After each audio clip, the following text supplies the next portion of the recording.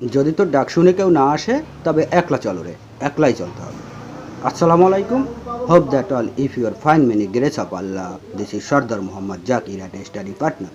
Start today, success tomorrow, if you start tomorrow, tomorrow will be tomorrow for the forever, never be today. আগামীকাল কোনো দিনও আজ হবে না, এই কারণে শুরু করতে হবে আজকে থেকেই। সো তোমরা যারা ইংরেজিটাকে খুব বেশি পরিমাণে ভয় পাচ্ছ, ভাবছ আর আমাদের দ্বারা ইংরেজি শেখা হবে না, আমি বলবো আমার আজকে এই ক্লাসটা তাদের জন্যই, যে আমরা সিরিয়াল বাই সিরিয়াল কিছু স্ট্রাকচার শিখে নেব, ডেইলি কিছুটা সময় আমরা ইংরেজিকে দেব। If you love English, English will love you. If you don't love English, English will not love you. So একটা কথা আছে, if you want something for our Corofire, the whole universes will have to be achieved that. আমি যদি এটা বাংলায় বলি, তুমি যদি মন থেকে কিছু চাও, সারা পৃথিবী, আকাশ, বাতাস, অক্সিজেন পর্যন্ত লেগে যাবে সেটা তোমাকে পাওয়ানোর জন্য। সো আমরা মন থেকে ইংরেজি শিখতে চাই। সো আজ থেকে আমাদের যাত্রা শুরু হলো। This is the first class, you will be enjoy. আমি আশা করছি আমার বাকি ক্লাসগুলোতেও তোমরা আমার সাথে অংশগ্রহণ করবে। সো আমরা প্রথমেই কিছু স্ট্রাকচার শিখে নেব।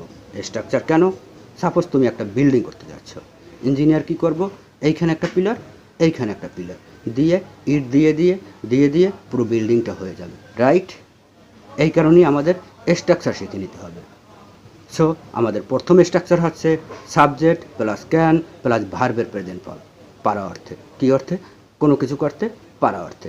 যেমন আমি যেতে পারি, আই ক্যান গো, তাহলে আমি আসতে পারি, আই ক্যান কাম, তাহলে আমি লিখতে পারি, আই ক্যান রাইট, তাহলে আমি খেলতে পারি, আই ক্যান প্লে, তাহলে আমি ঢাকা যেতে পারি, I can go two Dhaka, তাহলে আমি অস্ট্রেলিয়া যেতে পারি, I can go to Australia, তাহলে আমি অস্ট্রেলিয়া যেতে পারি নৌকায় করে, একটু এক্সটেন্স করেন, I can go to Australia by boat. যখনই না হবে, very simple, take in easy, ক্যানের সামনে একটা নট বসাই দাও, আমি যেতে পারি না, আই ক্যানট গো, তাহলে আমি আসতে পারি না, আই ক্যানট কাম, তাহলে আমি লিখতে পারি না, আই ক্যানট রাইট, তাহলে আমি খেলতে পারি না, আই ক্যানট প্লে। যখনই কোনো প্রশ্ন করা হবে, ক্যানটা আগে চলে আসবে, এই অক্সিলারি ভার্বটা আগে চলে আসবে। এই তুমি কি যেতে পারো, ক্যান ইউ গো, তাহলে তুমি কি আসতে পারো, ক্যান ইউ কাম, তুমি কি লিখতে পারো, ক্যান ইউ রাইট, তাহলে তুমি কি খেলতে পারো, can you play.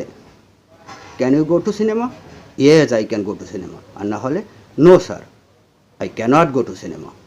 Can you spoke in English, yes I can spoke in English, আর না হলে no sir, I cannot spoke in English. So এখন প্রশ্ন